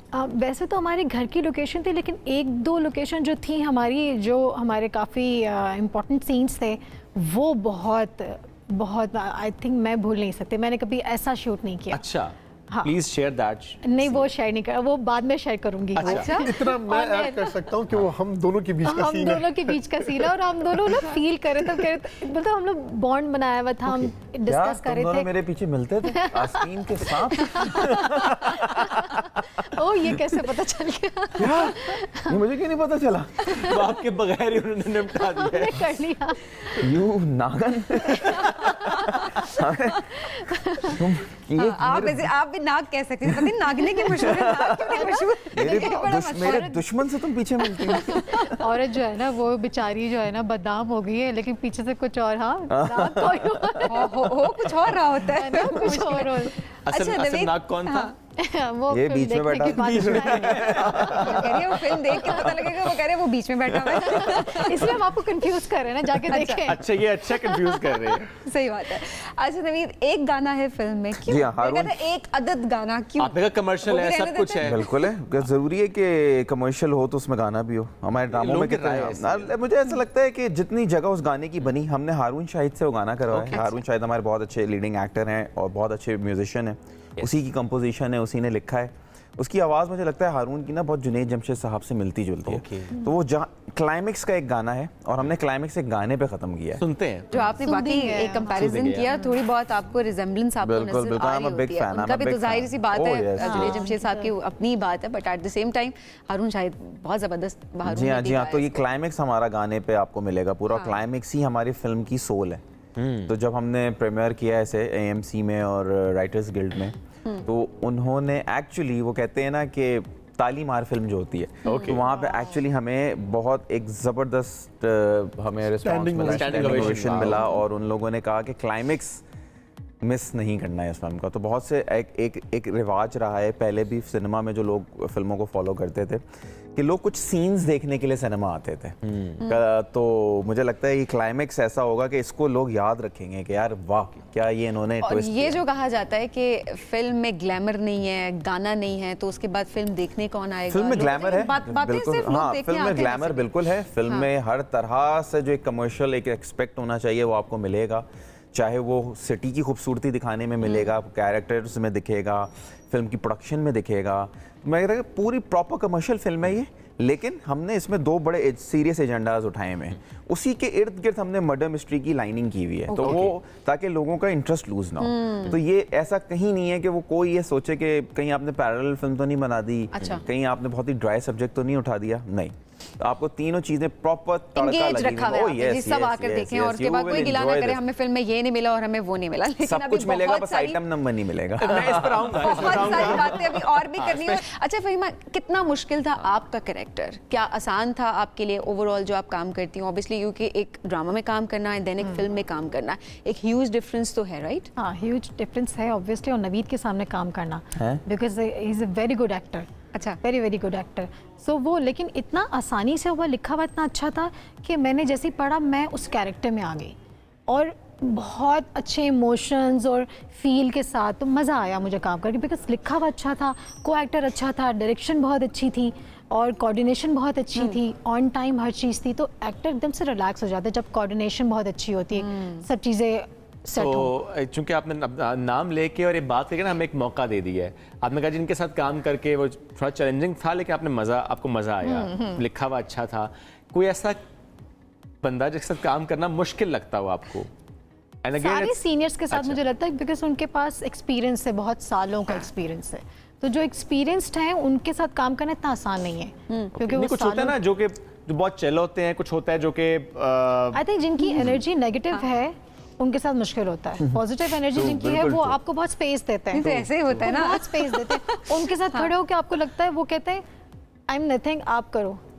तो वो जो एक एनर्जी आपको देते हैं ना, उस एनर्जी से आप बूस्ट कर जाते हैं। ओवरऑल फहीमा का फर्स्ट ये डेब्यू है इन सिनेमा और I think she have done a brilliant job and she will outshine और सिनेमा में लोगों को फर्क दिखेगा। एक एडिशन है फॉर सिनेमा। अच्छा, फ़र्क वाकई बहुत मुश्किल नहीं होता ड्रामे में काम करने वाले एक्टर्स का मूवी में एक फ़र्क रजिस्टर करवाना? वो इस वजह से क्योंकि लोग ये कहते हैं ना, जो ड्रामा में काम करते हैं उनको फिल्म में काम नहीं करना चाहिए। कुछ लोगों की राय होती है, एक सोसाइटी की राय है जो जिसके लिए मुझे भी फियर था कि पता नहीं मैं कैसे लिखूंगी, बिकॉज ड्रामा एक्टर्स हैं, उनको ड्रामा ही करना चाहिए, उनको फिल्म नहीं करनी चाहिए। फिल्म फेस अलग हैं, तो वो अब मुझे भी फियर था, बट अब नवीद कह रहे हैं कि तुम बहुत अच्छी लग रही हो, देखूंगी तो ये फियर खत्म हो गया। एक्चुअली आई थिंक अभी देखूंगी तो फियर खत्म होगा। ड्रामा स्क्रीन का एक जो साइज होता है वो छोटा होता है। Sometimes you don't go all in performance. बहुत सारे सीन करने होते हैं, 200 300 सीन करने होते हैं। फिल्म में आपके पास कम सीन्स होते हैं, मार्जिन ज़्यादा होता है, फिर जिम्मेदारी होती है कि यार लोग आके पैसे दे के बैठ के आपको देख रहे हैं, so you go all in with your performance and heart. तो एक एक्सप्रेशन पे काम हो रहा होता है, फिर आपको सीन भी ऐसे नहीं जाने दिया जा रहा होता कि नहीं यार अभी तक समझ नहीं आया, लेट्स डू इट अगेन। तो ओवरऑल इन दोनों ने बीइंग अ न्यू कम, मुझे लगता है इसका तो बिल्कुल ही डेब्यू है और फ़हीमा के पास एक्सपीरियंस है। इन दोनों ने एक्सीलेंटली परफॉर्म किया है और आप लोग इन दोनों की परफॉर्मेंस को देख के कह नहीं सकते कि this is their first time. मुझे ऐसा लगता है जो डेब्यू आपका for screen. Yes, he is basically in real life is a perfumist. Yes, I'm a businessman. I'm an entrepreneur in the US. तो ये कैसे हुआ है इतना कुछ? बस severe passion, movie buff. Movie देखने का बहुत शौक है। मैं मूवी की क्रिटिक्स बनाता हूँ, रिव्यूज लिखता था, तो जस्ट मूवीज देख के उनको एनालाइज करने का बहुत शौक था। तो बस एक एक्टिंग का एक जुनून था मेरे अंदर। लेकिन की नहीं थी कभी? नहीं, की नहीं थी कभी। तो ये इस प्रोजेक्ट के लिए कैसे आप साइन हुए? ये प्रोजेक्ट आप बताओ कैसे साइन हुआ? मैंने ऑडिशन इनको दिया था। अच्छा। Actually we have started together a production called Glamora films. Okay. पहले हमने एक ड्रामा बनाया comedy called Bhai Bhootiya for OTT, it's in Emirates and everywhere. उसके बाद फिर हमें ऐसा लगा कि लेट्स गो बिग, हम ड्रामा बनाएं या हम आगे निकलें। उसने कहा यार let's do something for Pakistan जो हम इंटरनेशनली ज़रा उसकी आवाज़ बना सकें। हमने स्क्रिप्ट पे काम करना शुरू किया, इसको ऑडिशंस किए इसके बहुत सारे। हमने फिर कैरेक्टर में सोचा कि इससे ही कराएं किसी और से कराएं, क्योंकि is one of the producers of the film, we produce this film also, me and him. So हमें कहा ये वैसे बड़ी देर से बताया। हम शो ऑफ नहीं करना चाहते। इतने से is also the producer of the film. हम शो ऑफ नहीं करना चाहते। कर दिया लेकिन हल्के से। उन्होंने कहा हमारी फिल्म है, हम बनाएंगे, हम ही काम करेंगे। लेकिन बता दिया, चलिए। तो प्रॉपर एक प्रोसेस से गुजर के फिर हमने इसको चीज़ को रेडी किया है और हमारा मेन जो हमारा एजेंडा है वो यही है कि क्रिएट एम्प्लॉयमेंट इन पाकिस्तान। हमने इस फिल्म का 1 रुपये का काम पाकिस्तान से बाहर नहीं कराया है। ओके। हमने सब पाकिस्तान में करवाया है, चाहे वो मोस्टली साउंड बाहर चला जाता है, म्यूज़िक बाहर चला जाता है, हमने कुछ बाहर नहीं जाने दिया, सब हमने पाकिस्तान से कराया है। हमने जितने टाइम एम्प्लॉयमेंट क्रिएट रखी, वो टीम हमारे लिए हमारे फैमिली की तरह थी। हमने खुद एज एक्टर टर्न प्रोड्यूसर जो होते हैं तो आपको पता होता है डूज एंड डोंट्स। तो हमने जितना कंफर्ट जोन क्रिएट कर सकते थे किया। पाकिस्तान हमारे इंटरनेशनल प्रीमियर, आप पीछे हमारी बात हो रही थी ना कि why not premiere in Lahore, why not in Karachi. मुझे लगता है कि कराची में कर रहे हैं, पाकिस्तान से कनेक्ट हो जाएंगे, पाकिस्तान से हम कनेक्ट हैं और फिर प्रमोशंस भी कर रहे हैं। दुनिया में वापस पाकिस्तानी सिनेमा को ले जाके आवाज़ बनाना ज़्यादा बड़ा चैलेंज है। तो हमने ह्यूस्टन किया, हमने LA किया, हम अभी दुबई जाएंगे, फिर हमारे बहुत सारे आगे फिल्म फेस्टिवल्स लाइन अप हो गए हैं ये हॉलीवुड में इसका प्रीमियर करने की वजह से। nice. तो हमें बहुत सारे इन्विटेशंस हैं, तो हमें वहाँ पे भी फिल्म को रिप्रेजेंट करना है। चलिए, बड़ी अच्छी बात है कि हमारी इंडस्ट्री इस तरह से जब ग्रो कर रही है और स्पेशली इंटरनेशनल लेवल पे जब रिकॉग्नाइज हो रही है, आपका काम रजिस्टर हो रहा है, तो ऑब्वियसली ये पूरे पाकिस्तान के लिए एक बहुत अच्छी बात है। जरा डायरेक्टर के बारे में बताएं, राइटर के बारे में please. Glamora Film or Glamora Entertainment, we just got registered as a bona fide trademark in the US. Exactly. So that's going to really help. And we are in talks with one of the leading platforms, Hulu. Yes. We might release this movie on Hulu platform. Great. Not confirmed yet, but we are in discussions. अच्छा, break से पहले एक बात आपने खुद की थी item song से मुतालिक, राय दीजिए वैसे आइटम सॉन्ग कितना जरूरी होता है किसी फिल्म के लिए? मुझे लगता है आइटम सॉन्ग की अगर जगह बन रही है, आइटम सॉन्ग डिसेंटली करके एक अच्छे म्यूज़िक के साथ प्रेजेंट किया जा सकता है, तो व्हाई नॉट। शादियों में डांस करने का मौका मिलता है लोगों को, लोग गाते हैं, गुनगुनाते हैं, उसको एंजॉय करते हैं। लेकिन जहाँ जगह नहीं बन रही वहाँ ज़बरदस्ती उसको फिट इन करूँ कि पता चला इन्होंने किसी को मार दिया या मैं कोई इन्वेस्टिगेशन कर रहा हूँ और अगला शॉट लगा लड़की नाचती हुई जी आइटम नंबर आ गया।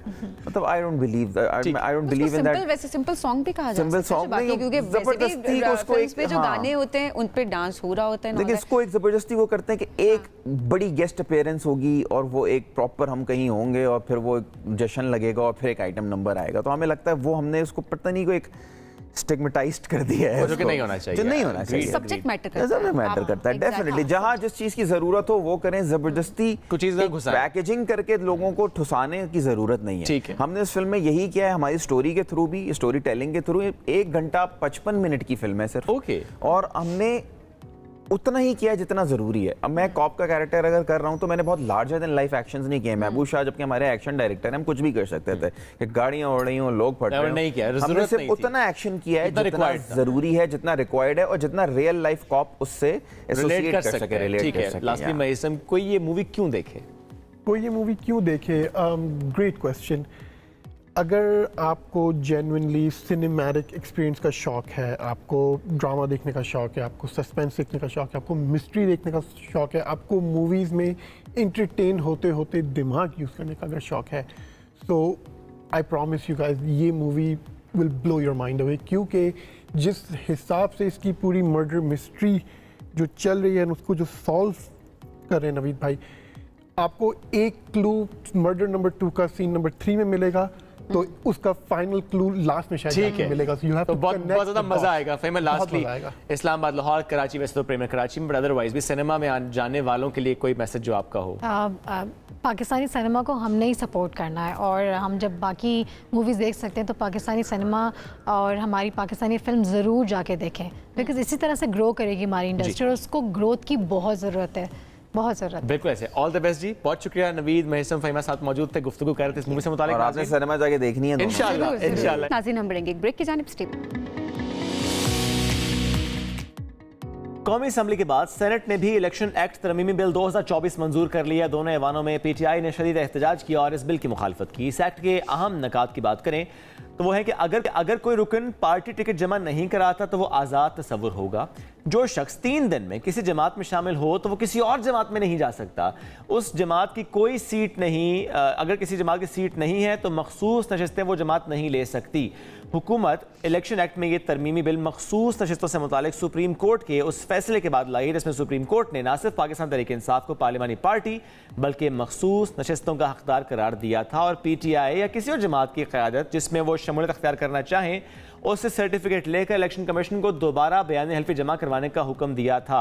और इस एक्ट की मंजूरी के बाद हुकूमत और अपोजिशन तो आमने सामने हैं, और पीटीआई ने अदालत जाने का ऐलान भी कर दिया है। वैसे तो पीटीआई की तरफ से कहा जा रहा है कि इलेक्शन जो सुप्रीम कोर्ट है वो इसका आज खुद नोटिस ले, और इसके साथ साथ इलेक्शन कमीशन की तरफ से भी कुछ खबरें कुछ देर पहले आ रही थी कि इलेक्शन कमीशन भी सुप्रीम कोर्ट के उस फैसले के रिव्यू में जा सकता है। इस पर हम बात करते हैं साबिक सेक्रेटरी इलेक्शन कमीशन कमर दिलशाद साहब साथ मौजूद है। कमर साहब, बहुत शुक्रिया, आपने वक्त दिया। सर, ज़ाहिर है ये तो ऑब्वियस है, इसकी टाइमिंग को लेकर के सुप्रीम कोर्ट के फैसले के बाद हुकूमत ने जो तरमीमी एक्ट पास कराया है उसका ज़ाहिर है सीधा सीधा उनका जो एक मामला है कि वो पीटीआई को नहीं चाहते कि मखसूस नशस्तें मिले। आप इस सारे मामलों को किस निगाह से देखते हैं, चूँकि ज़ाहिर इलेक्शन कमीशन भी इसको सुप्रीम कोर्ट के मामले को रिव्यू की तरफ ले जाने की शायद सोच रखता है, ये मामला किस तरफ जाता नजर आ रहा है? दरअसल अगर आप हालात का या ज़मीनी हक़ाइक़ का बाकायदा तज़िया करें, अब यूँ नज़र आ रहा है कि ये मुख्तसर नशिस्तें जो हैं ख़वातीन की और मिनॉरिटी की, इसका मसला हल होते हुए नज़र नहीं आ रहा है। अच्छा। ये बहुत पेचीदा मसला पैदा हो गया है। सुप्रीम कोर्ट ऑफ पाकिस्तान ने जो 12 जुलाई को बाकायदा एक अक्सरियती फैसला दिया था और इलेक्शन कमीशन को रोड मैप दिया कि आप इनके कागजात नामजदगी वसूल करें और इसके साथ साथ जो है इसको मुकम्मल करें इस तमाम प्रोसीजर को। उस पर आप हैरान होंगे कि इलेक्शन कमीशन पाकिस्तान ने एक नुक्ता पेश किया और नजर सानी की दरख्वास्त पेश कर दी कि जनाब हमारे कानून के मुताबिक जो हमारा सेक्शन है इलेक्शन एक्ट का 208 उसके मुताबिक तो तहरीक इंसाफ का तो वजूद ही नहीं है। तहरीक इंसाफ ने 5 साल से इंतखाबात नहीं करवाए, तो हमारे रिकॉर्ड के मुताबिक इनका कोई ना कोई चेयरमैन है, ना इनका कोई ढांचा है, ना कोई सेक्रेटरी जनरल है, ना कोई, तो इसके लिहाज से कि हमारे कानून के मुताबिक अब ये तहरीक इंसाफ का कोई ओहदेदार नहीं है। तो अब ये बताइए कि जब कागजात नामजदगी हमारे पास पेश होंगे ख़वातीन की या मिनॉरिटी की, तो दस्तखत कौन करेगा? कानून के मुताबिक चेयरमैन और सेक्रेटरी जनरल दस्तखत करने की मजाज है। अब ना तो चेयरमैन है पार्टी का, ना पार्टी का कोई सेक्रेटरी जनरल है, तो ये दस्तखत कौन करेगा? आप इसका हमें जवाब दें। तो वो उन्होंने इलेक्शन कमीशन पाकिस्तान ने नजर सानी के नाम से सुप्रीम कोर्ट ऑफ पाकिस्तान में अब दायर कर दी, अपील दायर कर दी कि जब तक ये फैसला नहीं होता हम आगे कैसे बढ़े। ये भी एक हकीकत है कि जब कानून के मुताबिक PTI का कोई सेक्रेटरी जनरल नहीं है, कोई चेयरमैन नहीं है, कोई कोर कमेटी नहीं है, कोई वर्किंग कमेटी नहीं है, ढांचा ही नहीं है, तो फिर हम किस बुनियाद पर इनकी नशिस्तों पर दस्तखत करवाएं? एक बड़ा अहम मसला ये। दूसरी सबसे बड़ा अहम मसला ये हो गया कि गवर्नमेंट, हर गवर्नमेंट करती है, इसमें कोई नई बात नहीं है, हर गवर्नमेंट करती है। तो ये जब ये इलेक्शन एक्ट मंजूर कर दिया कौमी असम्बली पार्लियामेंट ने, तो ये इस पर देखते हुए सुप्रीम कोर्ट में इन्होंने जाने का दावा किया है। ये महज अपने वोटरों को, हाँ, इसका कोई फायदा नहीं है। क्योंकि अब तमाम जो है इसके असरात जो हैं सुप्रीम कोर्ट के फैसले के वो खत्म हो गए हैं। ठीक है कंवर साहब, आप कह रहे हैं कि अब जो PTI ने इस एक्ट के लिए सुप्रीम कोर्ट जाने का फैसला किया, आप ये कह रहे हैं कि इसका कोई फायदा नहीं है। इस वक्त PTI रहनुमा बैरिस्टर सैफ हमारे साथ मौजूद है, उनसे भी जरा उनका मौक़िफ़ लेते हैं। सैफ साहब बहुत शुक्रिया प्रोग्राम में ज्वाइन करने के लिए। सैफ साहब, कंवर दिशात साहब हमारे साथ मौजूद हैं, वो कह रहे हैं कि अब जो PTI ने इलेक्टर तरमीमी बिल पर एतराज़ किया है और अब जाहिर है वो सुप्रीम कोर्ट जाने का आप लोगों ने जो फैसला किया, वो कह रहे हैं इसका कोई फ़ायदा नहीं नज़र आ रहा। देखें, PTI समझती है कि हमारे साथ एक कानून का इस्तेमाल करते हुए गैर कानूनी काम किया गया है, और हम ये समझते हैं कि हमारी अकल, नाक़िस अकल के मुताबिक वाहिद रिकोर्स जो कोर्ट को ही हो सकता है जब की जाए। सुप्रीम कोर्ट के पास ही आइन के पास अंडर ये इख्तियार है कि वो वसी तर इंसाफ करे, अदल करे, और उसका आर्टिकल 187 भी बड़ा क्लियर है, जिसमें क्लैरिटी के साथ आइन में लिखा हुआ है कि सुप्रीम कोर्ट के पास लार्जर उसमें जस्टिस करने का इख्तियार है। और इंटरप्रिटेशन का इशू है, आइन की तशरीह का इशू है, जिस पर हुकूमत को इख्तिलाफ था आर्टिकल 51 जो आइन का है। तो यकीनन जब सुप्रीम कोर्ट ने उसकी इंटरप्रिटेशन की है, तो वैसे तो उसूली तौर पर तो वही फाइनल एक बात होनी थी और उस पर इन सबको मुतमईन हो जाना चाहिए था बावजूद इख्तिलाफ के। लेकिन चूंकि इन्होंने एक गलत साजी करके पार्लिमानी जो तरीक़ाकार है उसको वायलेट करके, एक्सपेडाइट करके जल्दी में कानून साजी सिर्फ इसलिए की है कि PTI को अपनी मखसूस नशिस्तें ना मिल सकें और सुप्रीम कोर्ट का जो फैसला है उसका असर ज़ाइल हो जाए, तो यकीनन हमारे पास अब चैलेंज करने के अलावा कोई ऑप्शन नहीं, और हम वो चैलेंज करेंगे। और हमें यकीन है कि सुप्रीम कोर्ट हमारे हक में फैसला देगा। अगर ऐसा नहीं होता सैफ साहब, तो फिर क्या होगा?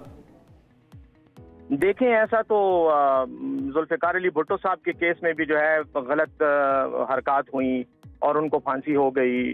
पाकिस्तान में तो जब भी कोई सियासी मफादात की खातिर आइन को तोड़ा मरोड़ा जाता है, लेकिन आवाम के पास तो आखिरी वो सुप्रीम कोर्ट ही है। और सुप्रीम कोर्ट में अगर देखें इनकी नीयत ठीक होती तो ये कानून साजी की बजाय ये फौरन रिव्यू में जाते। अभी तक इन्होंने रिव्यू को फाइनली वो नहीं किया, सुप्रीम कोर्ट के फैसले को रिव्यू में चैलेंज नहीं किया। इनको पता है कि वहां से इनको कुछ नहीं मिलेगा। तो मैं तो यही समझता हूं कि अगर तो इसके बावजूद भी सुप्रीम कोर्ट का फैसला इनके खिलाफ आता है और वो फिर भी कानून को स्ट्राइक डाउन नहीं वो करते या कलअदम नहीं होता, मतलब उसमें भी ये रेजिस्टेंस करते हैं, तो उसके बाद मेरे ख्याल में फिर क्या रह जाता है सिवाय इसके कि बांग्लादेश की तरह लोग। सैफ साहब, लेकिन इस मामले में आपको नहीं लगता कि सियासी जमातों को मिल बैठकर बातचीत करनी चाहिए? क्योंकि यही हम सुनते आए कि दीगर सियासी जमातें तो कहती हैं बात होनी चाहिए, लेकिन PTI की तरफ से हमेशा यही मौक़िफ़ इख्तियार किया गया कि हम इनसे बात नहीं करेंगे। जब बात नहीं करेंगे तो बात तो बिगड़ेगी। देखें जी, ये बिल्कुल एक गलत बात है। PTI अगर बात नहीं कर रही तो उन लोगों के साथ नहीं कर रही जो गासिब हैं, जिन्होंने बददियानती से फॉर्म 47 के जरिए और ख़ास तौर पर इलेक्शन कमीशन के साथ मिली भगत के बाद एक बददियानती का इर्तिकाब किया है और एक इक़्तिदार में बैठे हैं। यकीनन उनके साथ हमारी बात नहीं होनी, लेकिन सियासी जमातें अगर कोई हैं पाकिस्तान में, उनके साथ हमारे दरवाजे खुले हुए हैं। जमीयत उलमा इस्लाम के साथ हमारी बात चल रही है, हमारी जमात इस्लामी के साथ चल रही है, 3-4 पार्टियां हमारी जो है तहरीक तहफ़्फ़ुज़ आईन पाकिस्तान का हिस्सा हैं, बिल्कुल चल रही है। लेकिन उनके साथ आप कैसे बात कर सकते हैं? ये तो ऐसी बात हुई कि कल कोई आपके घर आके चोरी कर ले और पुलिस आपको कहे कि आप चोर के साथ जरा मुज़ाकरात कर लें। मुज़ाकरात आप क्या करेंगे? आइन और कानून कहता है इन चोरों को उठाओ और बाहर फेंक दो, लेकिन एक चोर जो है वो सुप्रीम कोर्ट में उसमें इलेक्शन कमीशन में बैठा हुआ है, जिसको पता है कि वो आइन कहता है। चोर कौन है कौन नहीं है सर, ये फैसले तो अदालतों में होते हैं ना। आप अपनी अदालत लगा के किसी को डिक्लेयर करके जाहिर है ना मोहतरमा। ठीक है, यही कह रहे हैं कि कंवर साहब, जाहिर है बैरिस्टर साहब वो ये कह रहे हैं कि अदालत का फैसला नहीं माना जा रहा है। जी कंवर साहब, आप कुछ कहना चाह रहे हैं? जी, मैं ये अर्ज करना चाहता हूँ कि स्टेट जो होता है ना, उसका रियासत का मकाम आइन से बालातर होता है। आप ये देखें कि बांग्लादेश में हमारे किसी मीडिया पर्सन ने इसमें गौर खोज ही नहीं किया। हुसैना वाजिद ने एक आइन में तरमीम की कि उसमें कहा कि आइंदा ना कोई केयर टेकर गवर्नमेंट होगी, ना अबूरी गवर्नमेंट होगी। अब ये उन्होंने आइन में बाकायदा इसका ऐड करवाया बांग्लादेश के आइन में। अब जो हालात बदल गए तो जनाब chief of the army staff ने इमीडिएटली अबूरी हुकूमत बना दी या केयर टेकर गवर्नमेंट बना दी, तो आइन किधर गया? उन्होंने स्टेट देखा। इसी तरह जब किसी मुल्क के अंदर कोई आइनी बहरान पैदा हो जाता है तो फिर रियासत के मफाद को देखा जाता है। आइन अपनी जगह दुरुस्त है, तरमीमें होती रहती हैं। हमारे यहाँ भी बहुत तरमीम हुई, 8वीं तरमीम, 17वीं तरमीम, बस चलता रहा 18वीं तरमीम, ये सारे मामला। लेकिन कमर साहब इससे पहले जो आपने कहा, इससे पहले जी अब ये बात मुकम्मल करने के साथ साथ कमर साहब, जो कि आपने इससे पहले कहा कि अगर पीटीआई जाती भी है सुप्रीम कोर्ट में तो फ़ायदा नहीं होगा, लेकिन इससे पहले जो तरमीम हुई है आइन में उससे मुतालिक हमने देखा है कि वो चैलेंज हुई है, सुप्रीम कोर्ट में मामला गए हैं, बड़ी लंबी लंबी उसमें हेयरिंग्स भी हुई हैं। ये मामला जाने के बाद ये क्यों लगता है कि कोई फ़ायदा नहीं होगा? फायदे का मतलब ये है, मैं बताता हूँ, मैं इसकी तशरीह कर देता हूँ जी। फायदे का मतलब ये है कि मौजूदा जो हमारे सुप्रीम कोर्ट ऑफ पाकिस्तान है, जिसके सरबरा जस्टिस काजी ईसा हैं, वो बड़े ठंडे मिजाज के फिलासफर, तारीख दान और सियासतदान घराने सालिब है। वो जो कल तरमीम आ गई है तो मेरा नुक्ता नजर ये है कि supreme court of Pakistan parliament के मामले में मुदाखलत नहीं करेगी।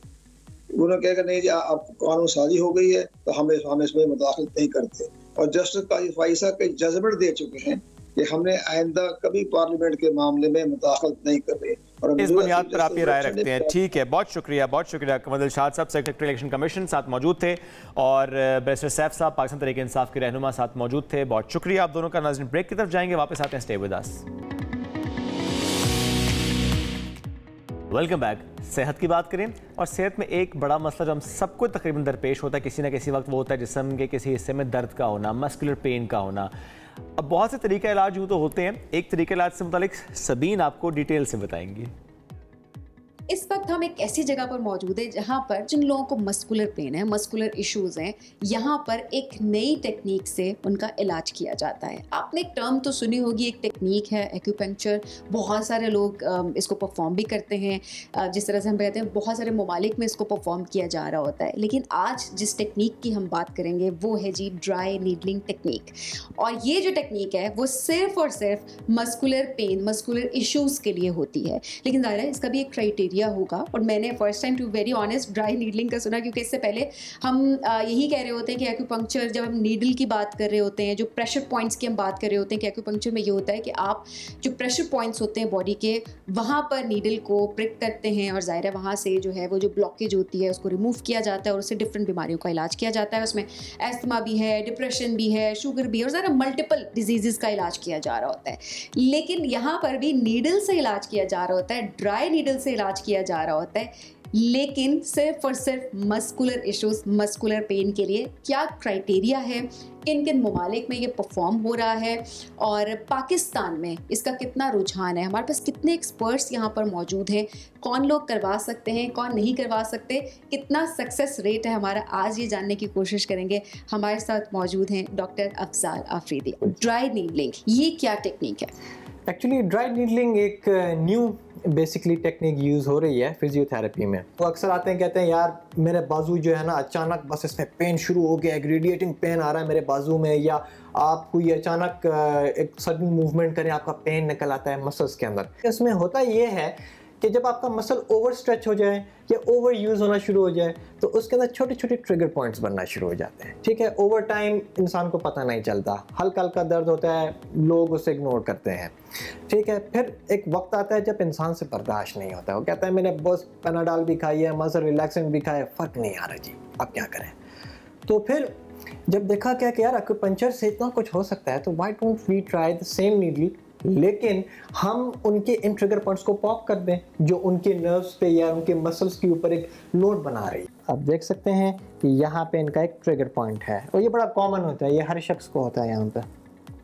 ठीक हो गया, इनको भी है, ठीक हो गया। और अब हम इसे पुश करेंगे ऐसे। तो जैसे कि आप देख सकते हैं कि ये एक ही नीडल थी और वहाँ डायरेक्ट ट्रिगर पॉइंट पे उसको ख़त्म करने से इनका पेन ख़त्म। ताजन, मेडिकल साइंस जिस तरह से तरक्की करती जा रही है वैसे वैसे नई नई टेक्निक्स हमारे सामने आ रही होती है, लेकिन क्या है कि मेडिकली प्रूवन होना बहुत ज़रूरी है, सर्टिफिकेशन बहुत ज़्यादा ज़रूरी है और उसके बाद एक्सपर्ट ढूंढना ये बहुत इंपॉर्टेंट है। और उसके बाद भी आपको बेसिक प्रिकॉशंस का पता होना चाहिए ताकि अगर आप एक्सपर्ट के पास भी जा रहे हैं तो आपके माइंड में ये ज़रूर हो कि क्या चीज़ आपने करवानी है और क्या चीज़ किस तरीके से आपने नहीं करवानी। ड्राई नीडलिंग एक नई टेक्निक। इसी के साथ आज के प्रोग्राम से इतना ही, दोबारा मुलाकात कल करेंगे। अल्लाह हाफ़िज़।